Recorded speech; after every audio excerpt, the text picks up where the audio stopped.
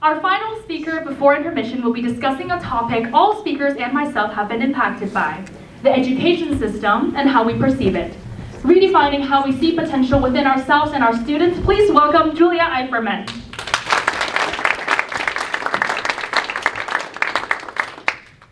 How does a student living in the suburbs of Columbus, Ohio, define their self-worth? For me, my story begins with a number. That number is 95. Scoring in the 95th percentile was all it took for me to be singled out, and my experience changed forever.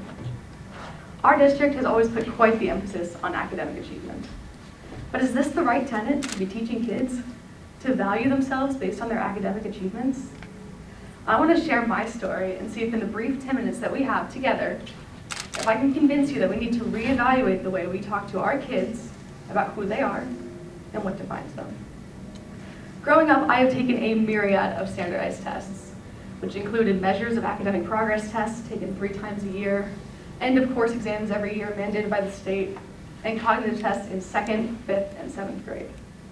The marks many of my classmates and I earned on these tests were not just proficient, but made our district one of the highest ranking in the state, and they made sure that we knew it. For most of us, the message we got was that these tests were the definition of what we were worth to them.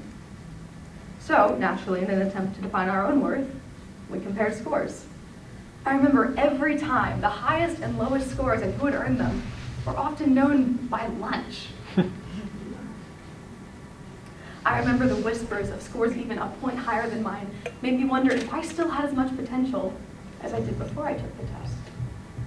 Did I still have potential even if I didn't score in the 95th percentile every single time? Did my potential fluctuate with each point that I increased or decreased? While I listened to others share their scores, I was never afraid to share my own. The initial and continued acknowledgement of my talents became a defining factor in the calculation of my self-worth. These were the rituals that catalyzed the culture of competition that became the defining trait of my education. The chase of needing to be the best began before I had ever consciously chosen it for myself. Besides these tests, the slight differentiation between us started small. A group of kids being taken out in math or English, a class in middle school that let you skip PE, and groups in science class that ranked us. Yeah, they actually ranked us. I remember I still felt the need to prove myself because while I was pulled out of math and English for harder assignments and put in the smart kid group in science, I couldn't take the class that let you skip PE. And I wanted to skip PE.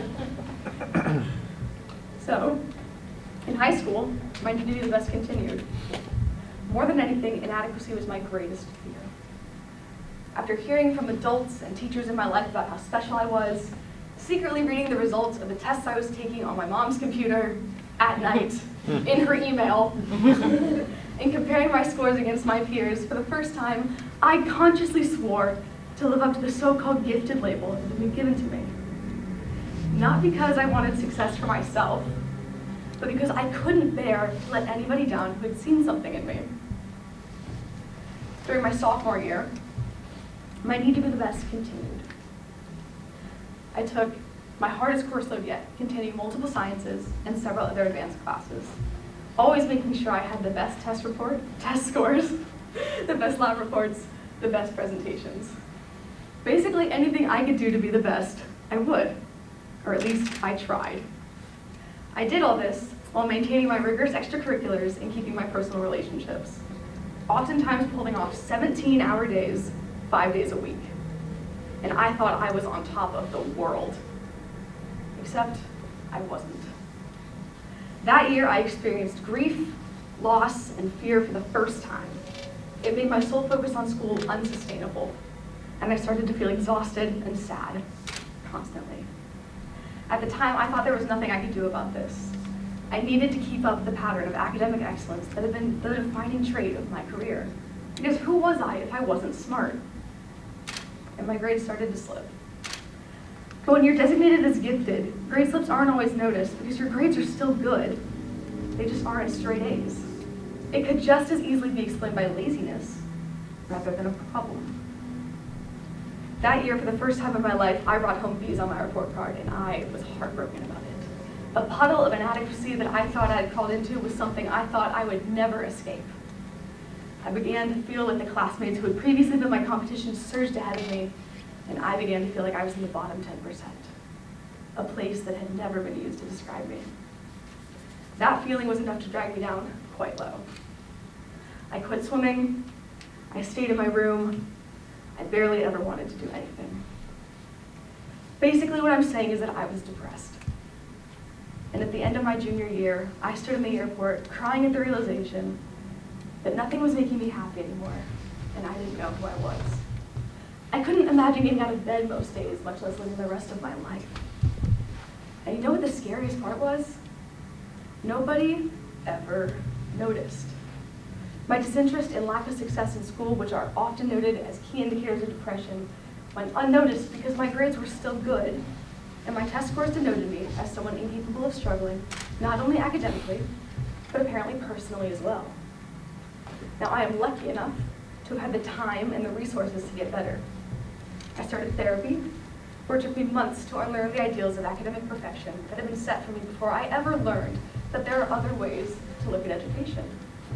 I learned that there is so much more to love about myself and define myself by than my score on a test. Arguably something I should have been taught before I ever learned how to bubble in the Scantron. And I went to my doctor. And that was the first time I heard the words, "You have clinical depression." And those were the words that made me question whether or not I could succeed. They were words I feared would always define me. I'm happy to say that thankfully my fears were wrong. And after taking the time to take care of myself, I began talking to others. To other students like me who were told that they were gifted, they told me how alone they felt. To teachers and other adults in the system, I asked them how they felt about it and what they thought they could improve on. I read books and articles to try and understand where the people who were entrusted with my education and well-being misstepped. And most importantly, I started mentoring younger students because I never wanted anyone to feel the way that I did that day in the airport. Students have always been nothing more than humans. And in a world where standardized tests paint us as nothing more than a set of numbers, it is so easy to forget that. We need to be teaching our students to define themselves on their values, their talents, their dreams.